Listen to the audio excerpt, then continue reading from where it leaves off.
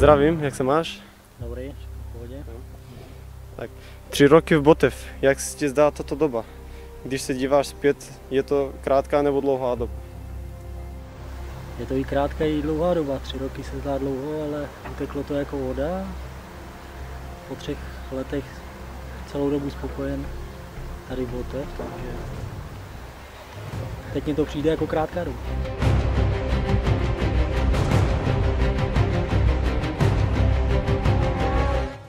Tvoje statistika v Botev je 105 zápasů a 7 gólů. Jsi spokojený nebo něčeho lituješ? Tak když jsem sem přišel, tak jsem řekl, že bych chtěl být šampionem z Botev. To se nestalo, asi ani nestane. Nevyhráli jsme ani pohár, takže spokojenost s tím, že jsem hrál, je, ale neudělali jsme žádný úspěch a pro mě to je důležitější udělat úspěch z Botev, jak dát víc gólů za celou sezónu.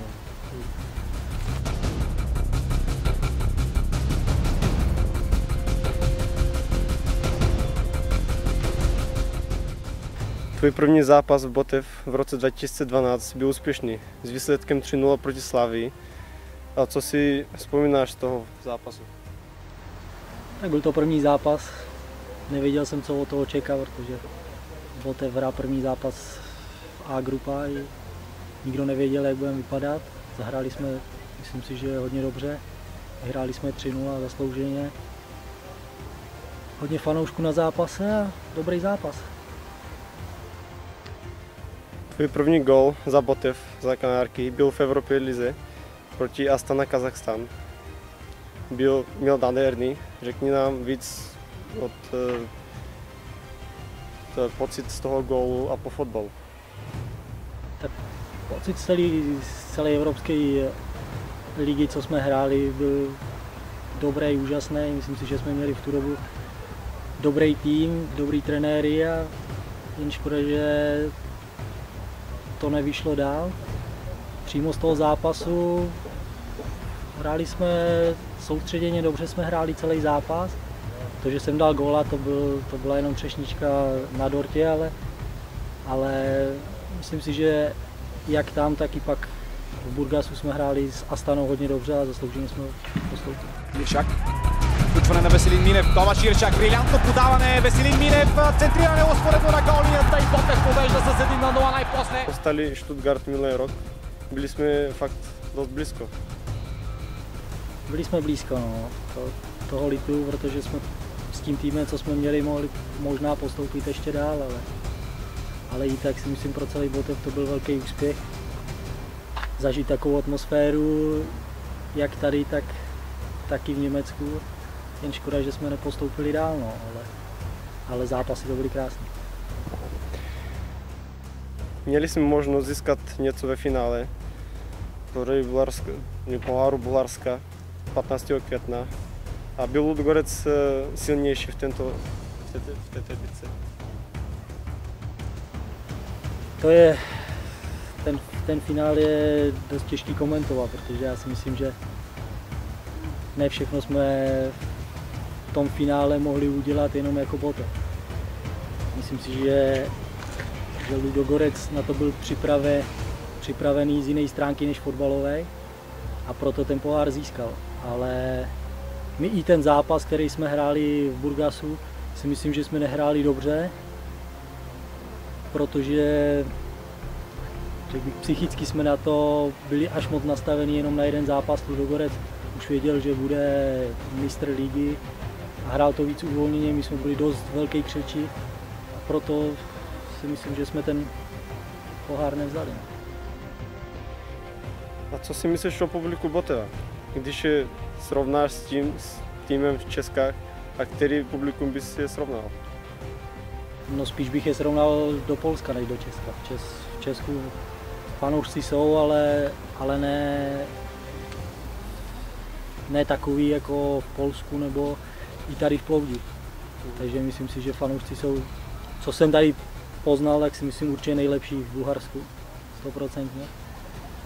A v Čechách se to jako moc srovnávat nedá, protože v Čechách spíš chodí lidi než fanoušci. A když je dobrý zápas, tak ty lidi přijdou. Ale když se hraje hůř, tak lidi nechodí a tady na každý zápas, ať to bylo na starém stadionu nebo teďka na Komateu, vždycky vyprodaný, takže chvála a čest.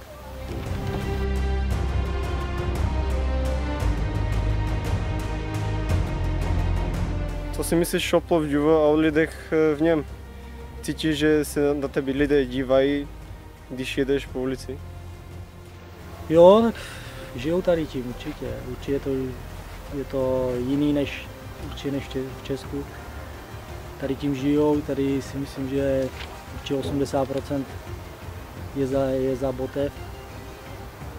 Proto je dobře, že tomu žijou. Škoda, že to skončilo, nebo ne skončilo, že to se stalo to, co se stalo s bankou, že kdyby to neskončilo, tak si myslím, že ten boom by byl ještě větší pořád tady a dal by se tady udělat dřív nějaký úspěch.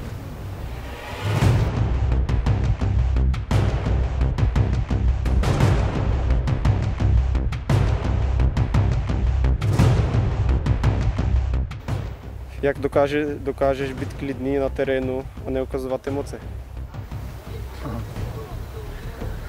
No někdy to je těžký, no.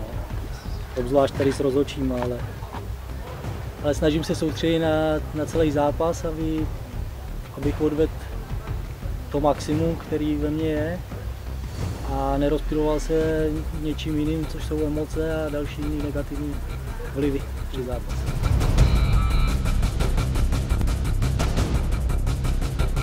Jaká je tvá nejlepší vzpomínka spojená se žluto-černým klubem?